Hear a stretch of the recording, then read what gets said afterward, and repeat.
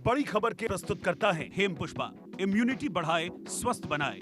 महिलाओं की नंबर 1 आयुर्वेदिक औषधि व टॉनिक। सह प्रायोजक हैं doctor ortho Ayurvedic oil and capsule, जोड़ों के दर्द की बेजोड़ दवा। देश में कोरोना के नए केसों में आई कमी। 24 घंटे में सामने आए 2,81,000 नए केस, 4,000 से ज्यादा की मौत। दिल्ली मुंबई में भी घटी कोरोना की रफ्तार।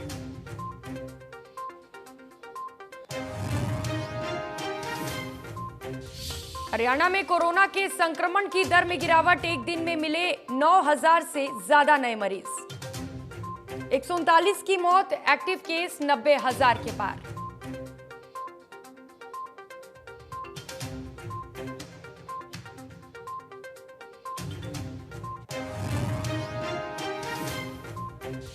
हरियाणा में एक हफ्ते के लिए बढ़ाया गया लॉकडाउन। अब 24 मई तक लागू रहेगी पाबंदियां। लॉकडाउन से प्रदेश में संक्रमण दर में आ रही कमी।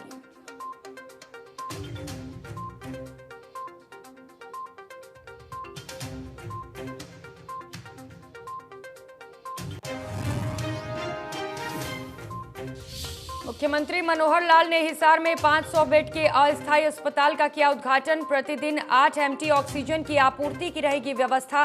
पानीपत में 300 बेड वाला गुरु तेग बहादुर कोविड अस्पताल भी जनता को समर्पित।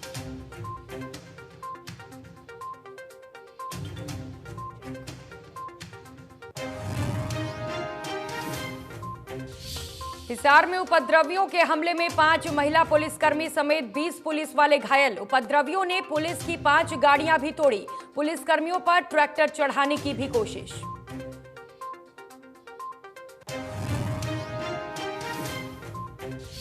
सोनीपत में रेमडेसिविर इंजेक्शन की कालाबाजारी करने वालों पर पुलिस का शिकंजा। प्राइवेट अस्पताल के कर्मचारी के साथ उसका सहयोगी भी गिरफ्तार। 28,000 रुपए का बेचा था इंजेक्शन।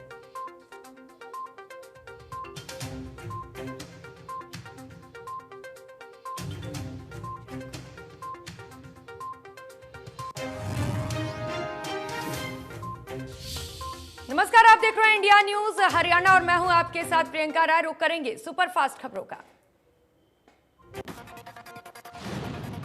देश में कोरोना संक्रमण के नए मामलों में पिछले 4 दिनों से गिरावट आ रही है, लेकिन कोविड मरीजों के मरने का सिलसिला अभी थमता नहीं दिख रहा।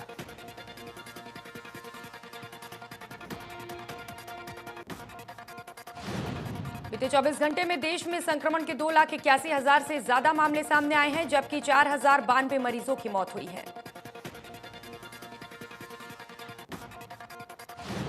महाराष्ट्र में कोरोना के केस में लगातार कमी आ रही है। एक दिन में महाराष्ट्र में कोरोना के 34,389 नए मामले सामने आए हैं, जबकि 59,000 से ज्यादा कोविड मरीज ठीक हुए हैं। 974 मरीजों की जान चली गई। दिल्ली में 24 घंटे में 6,000 से ज्यादा केस मिले। 262 मरीजों ने दम तोड़ दिया। दिल्ली में अब 62,000 से ज्यादा एक्टिव केस हैं।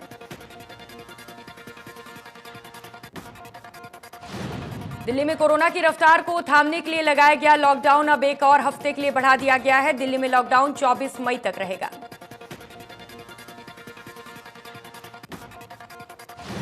सीएम अरविंद केजरीवाल ने कोरोना संक्रमण की चेन तोड़ने के लिए 17 मई को खत्म होने वाले लॉकडाउन के एक और हफ्ते के लिए बढ़ाने के निर्देश दिए हैं। इसके अलावा सीएम ने वैक्सीन की कमी पर केंद्र सरकार को चिट्ठी भी लिखी है। दिल्ली सीएम ने बताया कि दिल्ली में लॉकडाउन का अच्छा असर देखने को मिल रहा है। 26 अप्रैल के बाद से नए मामले धीरे धीरे कम हो रहे हैं।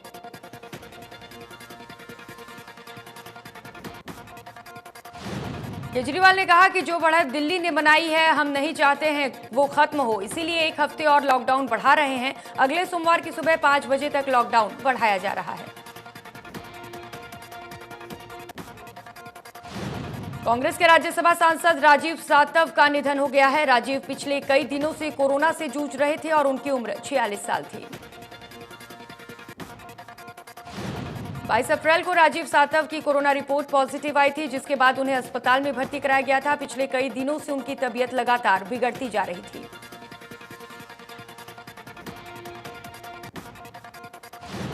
कांग्रेस सांसद राहुल गांधी ने राजीव सातव के निधन पर दुख जताते हुए ट्वीट किया कि मुझे अपने दोस्त राजीव सातव को खोने का दुख है। वो विशाल क्षमता वाले नेता थे जिन्होंने कांग्रेस के आदर्शों को मूर्त रूप दिया था। हरियाणा में कोरोना की स्थिति को देखते हुए राज्य सरकार ने लॉकडाउन की अवधि को 24 मई तक के लिए बढ़ा दिया है। गृह मंत्री अनिल विज ने जानकारी दी।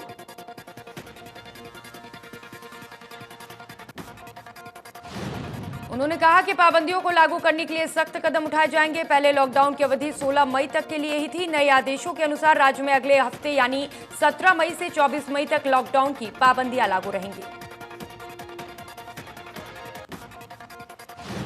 लॉकडाउन के तहत राज्य में शादी अंतिम संस्कार में 11 से ज्यादा लोगों के इकट्ठा होने की अनुमति नहीं होगी। शादी घर पर या अदालत में हो सकती है और अधिकतम 11 लोग मौजूद रह सकते हैं।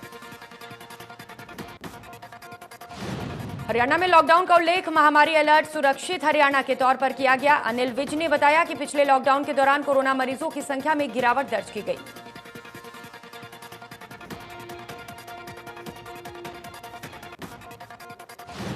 हिसार में 500 बेड का अस्थायी कोविड अस्पताल शुरू किया गया। मुख्यमंत्री मनोहर लाल ने अस्पताल का उद्घाटन किया। अस्पताल का नाम पूर्व उप प्रधानमंत्री चौधरी देवी लाल के नाम पर रखा गया।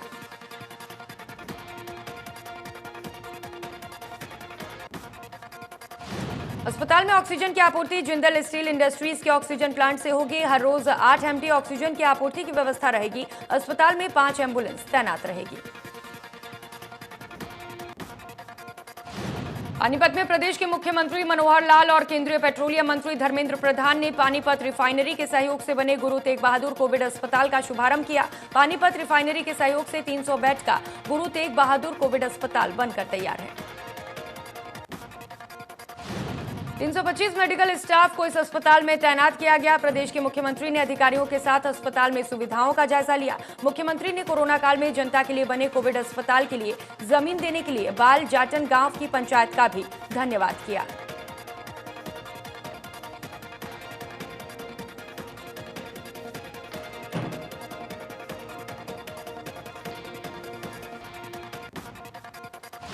पानीपत पहुंचे केंद्रीय पेट्रोलियम मंत्री धर्मेंद्र प्रधान ने हरियाणा सरकार का अस्पताल बनाने के लिए धन्यवाद किया और औद्योगिक नगरी के लिए बड़ी घोषणा करते हुए कहा कि पानीपत में मजदूरों के लिए 100 करोड़ की लागत से पानीपत में प्रवासी मजदूरों के लिए आवासीय कॉलोनी बनाई जाएगी ताकि मजदूरों को रहने के लिए कोई समस्या न आए।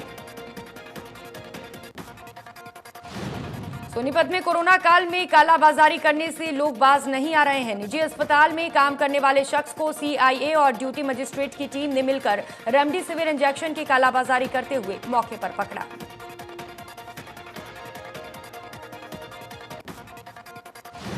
आरोपी रेमडेसिविर इंजेक्शन 28,000 में बेच रहा था। आरोपी से 2 इंजेक्शन बरामद किए गए हैं और आरोपी के सहयोगी को भी गिरफ्तार कर लिया गया है। पुलिस इंस्पेक्टर ने बताया कि इंजेक्शन की कीमत 4,000 रुपए है, जिसे आरोपी महंगे दाम पर लोगों को बेच रहा था। आरोपी को पुलिस ने 3 दिन की रिमांड पर लिया है। पूछताछ की जा रही है। कांग्रेस के महासचिव रणदीप सिंह सुरजेवाला ने जुलाना के CHC में जाकर डॉक्टरों को कोरोना महामारी से लड़ाई से बचने के लिए PPE किट और मास्क और सैनिटाइजर भेंट किए। उन्होंने कहा कि सभी कांग्रेस पार्टी के साथियों की मदद से जरूरतमंद इमरजेंसी मरीजों के लिए निःशुल्क ऑक्सीजन सेवा की शुरुआत भी की गई है। जिस भी व्यक्ति को आवश्यकता होगी हमारी पार्टी के सदस्य उसको ऑक्सीजन उपलब्ध कराने का काम करेंगे।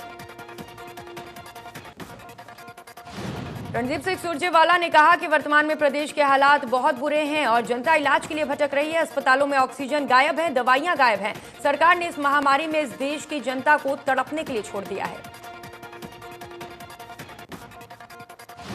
प्रदेश में किसानों पर बोलते हुए रणदीप सिंह सुरजेवाला ने कहा कि प्रदेश के किसान आज इतने दुखी हैं कि उन्हें अपनी मांगों को लेकर पिछले 6 महीने से आंदोलन करना पड़ रहा है। जनता की वोट लेकर जनता के साथ ऐसा विश्वासघात कभी नहीं करना चाहिए। कैबिनेट मंत्री जेपी दलाल ने चरखी दादरी में कोविड केंद्र का दौरा कर स्वास्थ्य सेवाओं का जायजा लिया। स्वास्थ्य विभाग के अधिकारियों को केंद्र में सभी सुविधाएं अपडेट रखने का आवश्यक दिशा निर्देश भी दिया। इस दौरान उन्होंने कहा कि ऑक्सीजन की फुल मात्रा में उपलब्धता है। एम्बुलेंस सुविधा, कोविड जांच टीम गांव-गांव जाकर हर एक ग्रामीण की जांच करेगी ताकि कोरोना को हराया जा सके। जिला उपायुक्त ने लोगों से सहयोग की अपील की। कहा कि कोरोना की इस लड़ाई को तभी जीता जा सकता है जब जिले का हर एक नागरिक प्रशासन का साथ दे।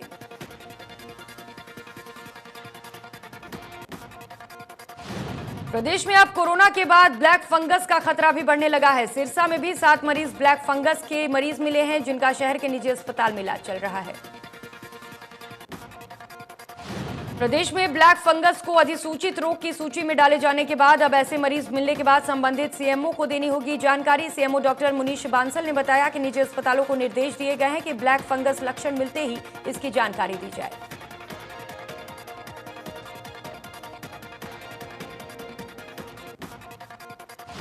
सीएमओ ने बताया कि जो कोरोना के मरीज पहले से शुगर की बीमारी से ग्रस्त हैं, ऐसे मरीजों में इसकी संभावना ज्यादा है। उन्होंने बताया कि इसके अलावा कोरोना के इलाज में अत्यधिक स्टेरॉइड्स के सेवन से ब्लैक फंगस होने का खतरा बना रहता है।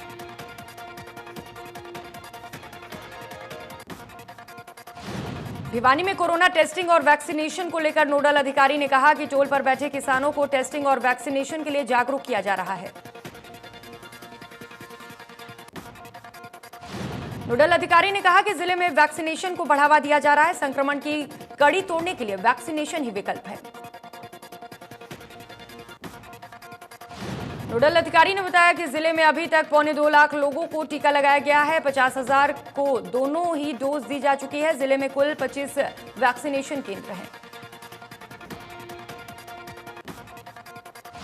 कोरोना काल में सरकारी स्कूलों तथा निजी स्कूलों में ताला लटका हुआ है। इससे न केवल बच्चों की पढ़ाई प्रभावित हो रही है, बल्कि उन गरीब परिवारों के बच्चों को पौष्टिक आहार भी नहीं मिल पा रहा। मेवात जिले में लोगों की आर्थिक स्थिति कमजोर है। नीति आयोग ने भी इस जिले को देश के पिछड़े जिलों में शामिल किया है। यहाँ के लोगों का मुख्य व्यवसाय ट्रक चालक तथा दैनिक मजदूरी है, जो लॉकडाउन की वजह से पूरी तरह से प्रभावित हुई है। स्कूलों में बच्चों को खीर, अंडा, दलिया इत्यादि पौष्टिक आहार मिड डे मील के दोपहर के भोजन में बच्चों को पकाकर दिया जाता था। इसी भोजन के सहारे गरीब परिवारों का गुजारा हो रहा था, लेकिन कोरोना काल में अब ऐसे परिवारों के सामने भोजन का भी संकट हो गया है। नुआ पुन्हाना रोड पर बाइक और कार की भिड़ंत। हादसे में बाइक सवार चचेरे भाइयों की दर्दनाक मौत। घटना को अंजाम देने के बाद कार सवार फरार। पुन्हाना पुलिस ने दोनों शवों का अल आफिया सामान्य अस्पताल में पोस्टमार्टम करवाकर परिजनों के हवाले कर दिया। पुलिस अब कार चालक की तलाश में जुट गई है। हिसार में प्रदर्शनकारी किसानों पर लाठीचार्ज किया गया है। बताया जा रहा है कि सीएम मनोहर लाल जब कोविड अस्पताल का उद्घाटन करके चले गए, तब सैकड़ों की संख्या में किसान वहां एकजुट हुए और नारेबाजी करने लगे। इसके बाद पुलिस ने मोर्चा संभाला और किसानों पर लाठीचार्ज किया। इस दौरान आंसू गैस के गोले भी छोड़े गए। भाजपा प्रवक्ता प्रवीण आत्रे ने बताया कि कुछ अराजक तत्वों ने हिसार में अस्पताल के उद्घाटन का विरोध किया है। बीजेपी प्रवक्ता ने कहा कि अराजक तत्वों ने किसान का चोला पहनकर अराजकता फैलाने की कोशिश की है। कोरोना काल में जबकि प्रदेश को स्वास्थ्य सेवाओं की जरूरत है, ऐसे में अस्पताल का विरोध करने वालों को शर्म आनी चाहिए। उन्होंने गुरनाम सिंह चढ़ूनी पर भी हमला बोला। प्रवीण अत्रे ने कहा कि यह अस्पताल का नहीं, समाज का विरोध है और विरोध करने वालों को ना तो किसानों की चिंता है, ना कानून की और ना ही प्रदेश की। हिसार में नवनिर्वाचित चौधरी देवीलाल संजीवनी कोविड अस्पताल के बाहर हुए हमले में 5 महिला पुलिसकर्मियों सहित कुल 20 घायल कर्मचारी हो गए। डीएसपी अभिमन्यु लोहान पर भी हमला किया गया और उपद्रवियों ने पुलिस की 5 गाड़ियां तोड़ डाली। उपद्रवियों ने चौधरी देवीलाल संजीवनी अस्पताल के बाहर विरोध प्रदर्शन के बहाने पुलिसकर्मियों पर जमकर हमला बोला और पथराव भी किया। इस हमले में 5 महिला पुलिसकर्मियों सहित कुल 20 पुलिसकर्मी घायल हुए हैं, जिनका नागरिक अस्पताल में उपचार चल रहा है। पुलिस प्रवक्ता ने बताया कि उपद्रवियों ने सबसे पहले नहर के पुल पर स्थापित किए गए बैरिकेड को तोड़ा और फिर बैरिकेड नहर में फेंक दिए। उपद्रवियों ने पुलिसकर्मियों पर ट्रैक्टर चढ़ाने की भी कोशिश की, जिसमें कुछ पुलिसकर्मियों के पांव पर भी चोट लगी है। हैरानी की बात यह है कि मुख्यमंत्री के द्वारा अस्पताल का लोकार्पण कार्यक्रम के समापन की सूचना देने के बाद भी इन लोगों ने अस्पताल की परिधि में घुसने की कोशिश की। गृह मंत्री अनिल विज ने कोरोना महामारी को मानवता के खिलाफ हमला बताया। उन्होंने कहा कि महामारी को हराने के लिए सरकार हर कोशिश कर रही है।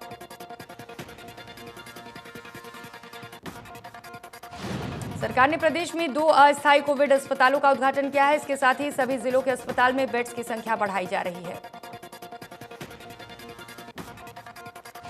रविवार को अनिल वेज रिफाइनरी के पास बनाए गए अस्थायी कोविड अस्पताल के उद्घाटन कार्यक्रम से लौटते वक्त कुछ समय के लिए घरौंडा रेस्ट हाउस में रुके थे।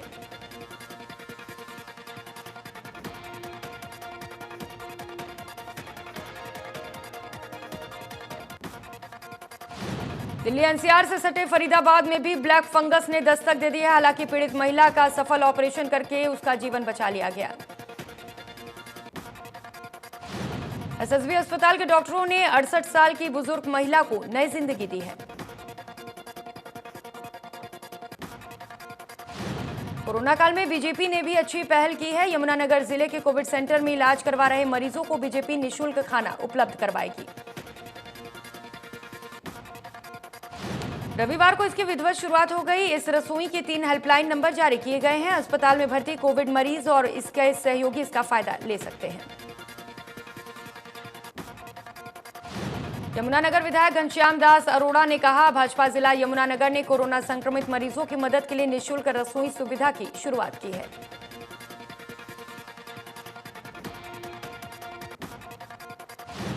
करनाल के काजवा निगड़ू में 16 वर्षीय नाबालिग ने घर में फांसी लगाकर आत्महत्या कर ली। नाबालिग मानसिक तौर पर परेशान थी।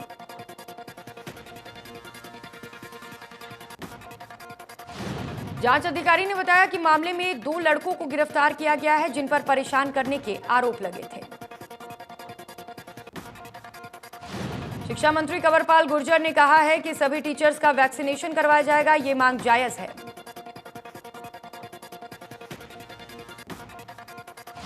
कैथल के गांव में 13 वर्षीय नाबालिग से सामूहिक बलात्कार का मामला सामने आया। परिजनों ने आरोप लगाया कि उनकी बेटी का 10 मई को अपहरण हो गया था।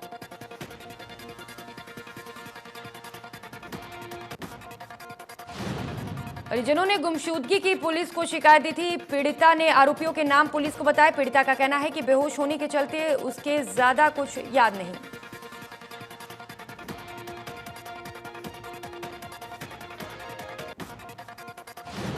रेवाड़ी के गांव बंगरवा में पंचायती रास्ते को लेकर 2 गुटों में विवाद हो गया, जिसके चलते गांव के कुछ दबंगों ने गांव के रहने वाले पिता पुत्र को लाठी डंडों और लोहे की रॉड से पीट कर लहूलुहान कर दिया और फरार हो गए।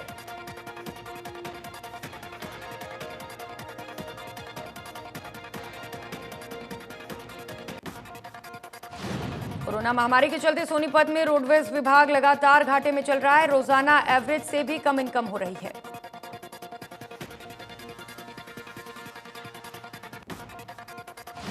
रोडवेज जीएम ने बताया कि पहले सोनीपत डिपो में 14 से 15 लाख रुपए रोजाना के हिसाब से कैश पहुंचता था, लेकिन कोविड के चलते कैश कम आ रही है।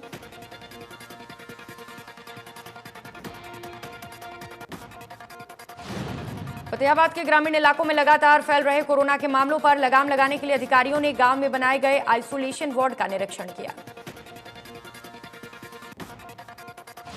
फतेहाबाद डीसी और एसपी ने दर्जन भर गांवों का दौरा किया और आइसोलेशन वार्ड में जाकर व्यवस्थाओं का जायजा लिया।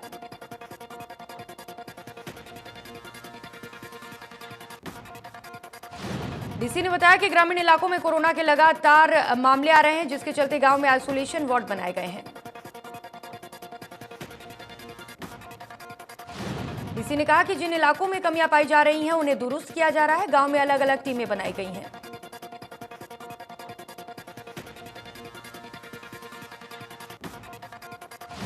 रोहतक की फतेहपुरी कॉलोनी में 3 बदमाशों ने 2 युवकों के साथ जमकर मारपीट की है। युवकों पर फायरिंग भी की गई है।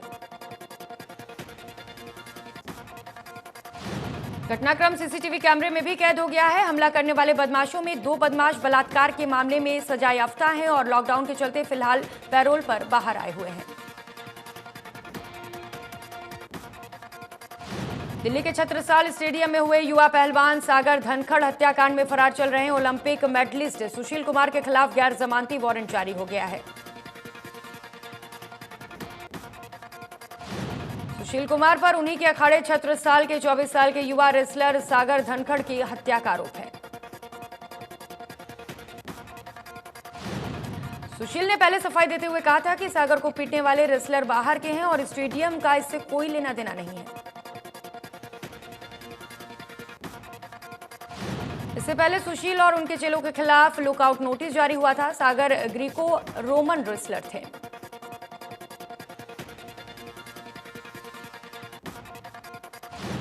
सुशील कुमार की तलाश में पुलिस ने पंजाब, दिल्ली और हरियाणा के कई ठिकानों पर छापेमारी की, लेकिन कुछ भी पता नहीं चल सका। इसके बाद दिल्ली पुलिस ने उसके खिलाफ लुकआउट नोटिस जारी किया है। लॉकडाउन से झज्जर जिले में भी कोरोना संक्रमण दर 35% से घटकर 20% हो गया है। आने वाले दिनों में इसके और भी घटने की उम्मीद है। जिला civil surgeon doctor Sanjay Dahiya की माने तो जिले में रिकवरी रेट भी बेहतर हुआ है। हरियाणा के अंबाला में वैक्सीन टोटा हो गया है। अंबाला में वैक्सीनेशन सेंटर पर वैक्सीन लगवाने पहुंचे लोगों को मायूस लौटना पड़ रहा है।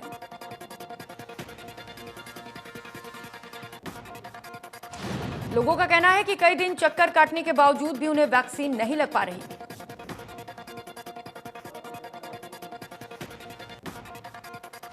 वहीं वैक्सीन केंद्र पर डॉक्टरों ने भी माना कि शनिवार को उन्हें सिर्फ 150 डोज ही मिली थी। जल्द वैक्सीन मिलने की उम्मीद है।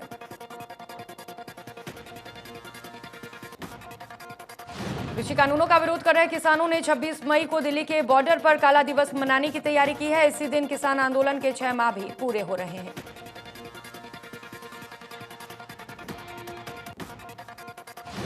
किसानों ने काला दिवस मनाए जाने के साथ साथ सरकार के खिलाफ रोष प्रदर्शन किए जाने की भी बात कही है।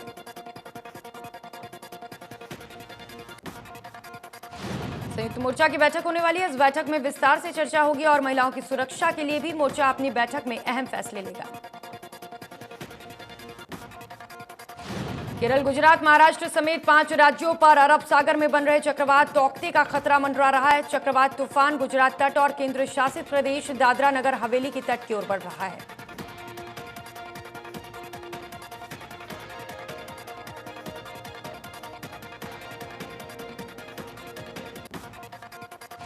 इस वजह से मुंबई सहित उत्तरी कोंकण में तेज हवा के साथ भारी बारिश हो सकती है। मुंबई आईएमडी ने ऑरेंज अलर्ट जारी किया है।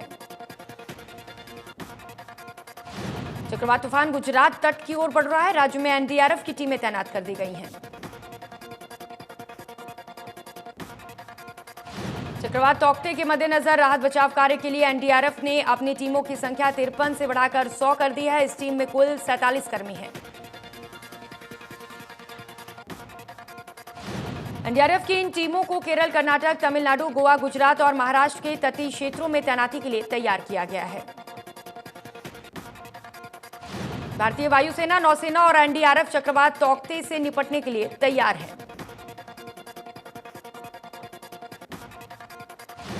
बीएमसी ने मुंबई से तौकते चक्रवाती तूफान गुजरने की आईएमडी की चेतावनी के मद्देनजर 580 मरीजों को कोविड देखभाल केंद्रों से दूसरी जगह पर भेज दिया है।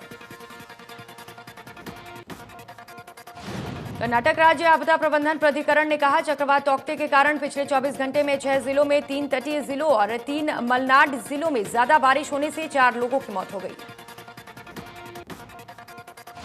देश में एक बार फिर पेट्रोल डीजल की कीमतों में बढ़ोतरी हुई। राजधानी दिल्ली में 1 लीटर पेट्रोल पर 24 पैसे और डीजल पर 27 पैसे की बढ़ोतरी हुई। दिल्ली में 1 लीटर पेट्रोल की कीमत 92 रुपए 58 पैसे और डीजल की कीमत 83 रुपए 22 पैसे तक पहुंच गई है।